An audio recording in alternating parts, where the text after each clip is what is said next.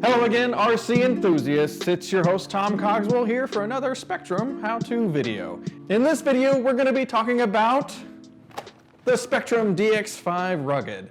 And I get a lot of feedback on this radio, and it is really all about how do I use the touch panel on the DX5 Rugged. Some people complain that it's not sensitive or it is too sensitive. So in this video, I'm going to show you how to adjust settings and really just give you a rundown on the proper way to use the touch panel. So let's go ahead and jump down to the bench and get a better and more intimate look at the DX5 Rugged's touch panel.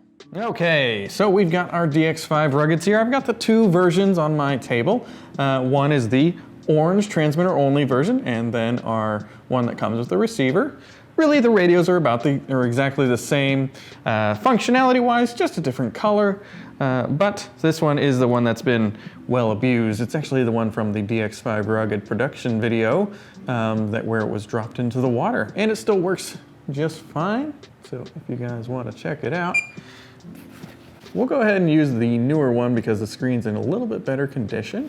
And if you guys look closely at the touch panel, so this is a all-touch, capacitive touch panel on the DX5 Rugged. And once we turn it on, we'll get a better idea of what we're looking at here. So the main thing to take from this touch panel is you have to swipe from the bottom to the top or from the top to the bottom to get it to change the selection. So the motions that you will want to be familiar with when using a DX5 Rugged is the sweeping motions of the center scroll wheel, or the touch panel. It essentially mimics a scroll wheel. You've got OK for enter. So you press and hold the middle of the little pad there to enter a menu or make a selection. You swipe from bottom to top or top to bottom to change a selection. So if we swipe, it'll change. If we swipe up, it'll change. You guys are hearing it beep there possibly. And if you just swipe one time, it'll change one selection or it'll make one movement. And if you go from bottom to top, once again, but in addition to that, you don't have to just keep scrolling through like this. If you want to change a selection quickly, you can go press and stop at the top, and you can see that. So swiping up, top to bottom, and then like that. And the longer you hold it there, the faster the scroll or the selection will move. If you can see that there, so we're on the main screen, we press and hold on the OK, and it'll go to the menu. All right, hopefully you guys can see that there. And if I swipe, you'll hear it kind of click as we're doing it.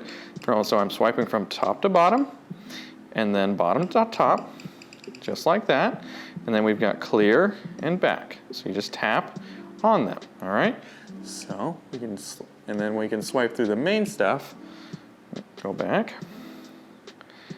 to go through like if we were to use smart telemetry, you would swipe through to go to the different screens. Okay, let's go ahead and show that off on let's say we're going to name a model. So we'll go to model name, and we're just going to try naming a model so you guys can see how it's done. So hit OK, go to model name, and one quick tip is if you hit OK, it'll put a box around the character, and if you hit the clear button, that guy, 2 times, it will clear the whole name. An easy way for you to start from scratch on a name.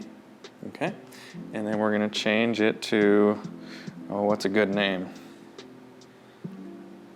Bubbles. We'll name it Bubbles.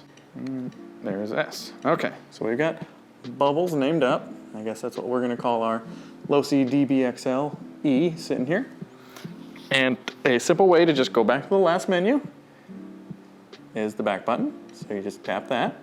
So let's say that you guys are having trouble with it being either too sensitive or not sensitive enough. There is a menu for that, and I'll show you where that's at.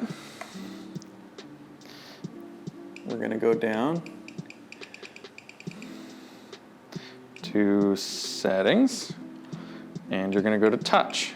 It's going to be the bottom one, and there's 5 different profiles. One's going to be more sensitive, and 5's going to be less sensitive. So play around with those if you feel like that, you know, it's either too sensitive or you want to play around with these different profiles, you can. Simple enough to do that. One tip that I always give people is, let's say your hands are kind of dusty or they're really dry, you might look into getting some hand lotion or something. Because it is a capacitive touch panel, it will, it essentially needs a little bit of moisture on your fingers for it to work. Another tip, if you guys really are not having any luck with it and you're changing between these 5 profiles, is you could try a stylus, a little rubber tip stylus will work as well.